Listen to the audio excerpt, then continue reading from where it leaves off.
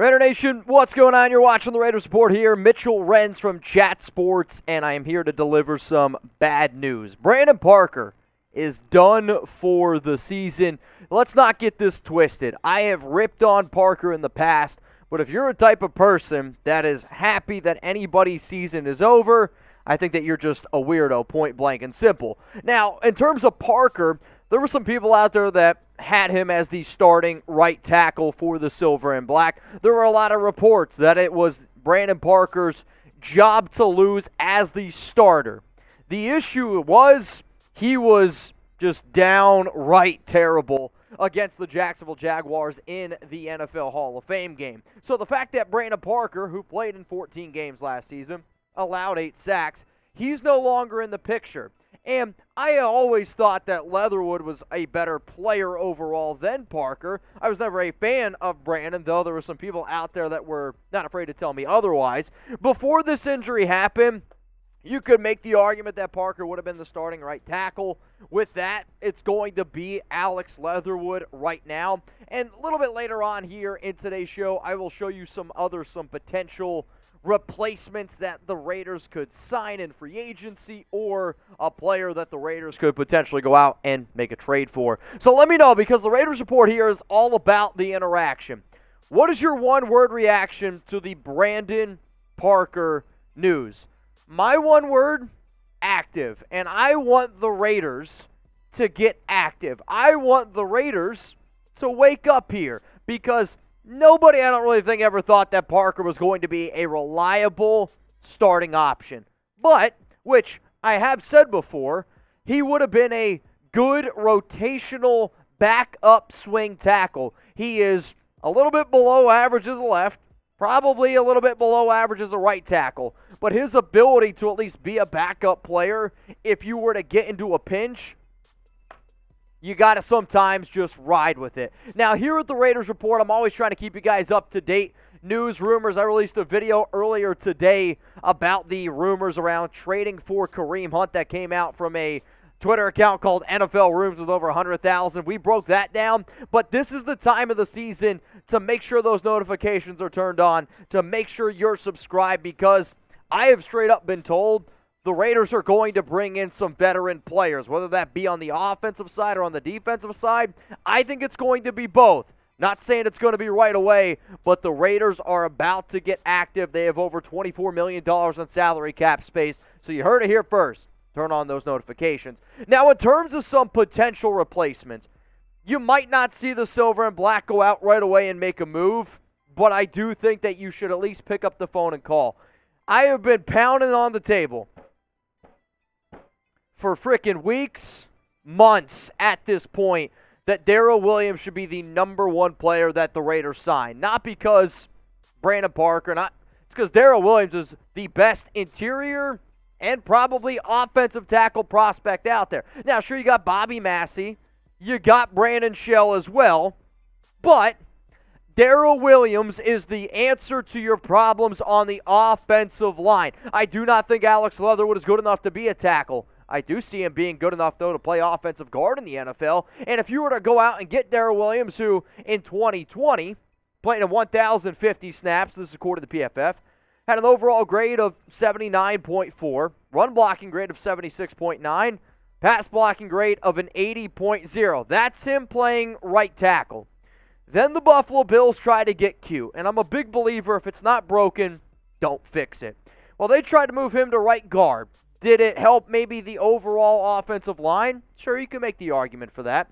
But his overall grade of 67.5, which is still probably one of the better offensive guards or tackles that the Raiders would have, and over 1,000 snaps. Run blocking grade went down a little bit. Pass blocking grade went up to 72.4. Now, the numbers that you're going to see here on the show, over my right shoulder, are PFF grades. In 2021, he had a 67.5 overall grade. He played in 571 snaps at right tackle. Okay, 2020, 79.4 overall, over 1,000 snaps at right tackle. 2019 had a bad year. Why? Only 44 snaps at right tackle. Daryl Williams has proven throughout his entire career, when you line him up as a right tackle, he is not only good, He's great. And I want the Raiders this season to be great. So for the love of God, I put this out on Twitter. I have put this out for a long time. If you think the Raiders should sign Daryl Williams, I want you to like this video. Hell, if you want to share this bad boy on Twitter, at the Raiders, at me, because at this point, I don't know what else I got to do.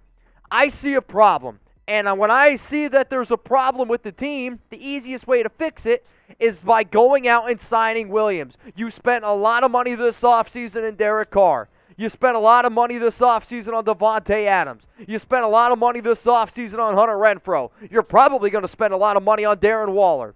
None of that matters if DC can't be upright. Let's make sure that happens by signing Daryl Williams. Now, I'm giving you guys the news here, and I'm still looking on Twitter. None of these beat writers that apparently cover the team have even put this information out yet. It's why you subscribe. It's why you watch us here on the Raiders Report. It's why YouTubers are better than these freaking beat reporters out there.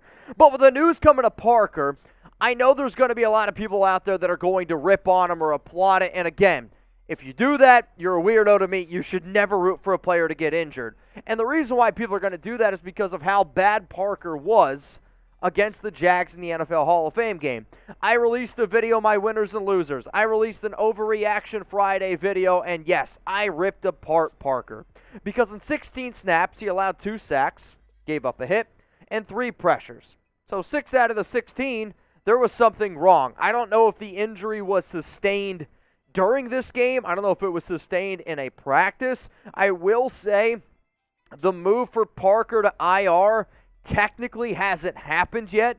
I have been told that the Raiders might wait a day or two. You could see this come out a little bit later. But Brandon Parker, sooner rather than later, will be put on IR, and his season is officially over. So when you look at this depth chart right here, that means you got to look for guys like Leatherwood to step up.